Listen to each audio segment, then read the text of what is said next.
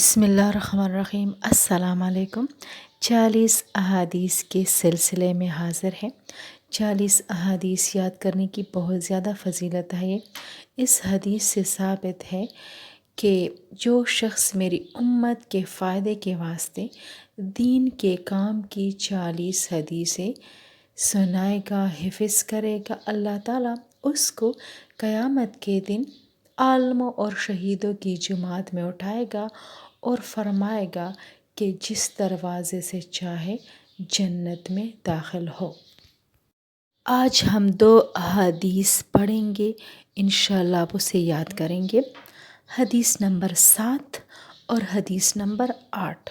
حدیث نمبر 7، انما الاعمال بالخواتیم، انما الاعمال بالخواتیم، تمام اعمال کا دار و مدار خاتمہ پر ہے۔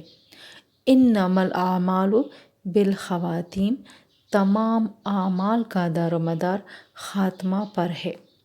حدیث نمبر 8، تہادوا تحابوا، تہادوا تحابوا، زیادہ ہدیہ بھیجا کرو، اس سے زیادہ محبت پیدا ہوگی۔ تہادوا تحابوا، اس کا یہ مطلب ہے کہ ایک دوسرے کو تحفے تحائف دیا کرو، اس سے محبت بڑھے گی انشاءاللہ۔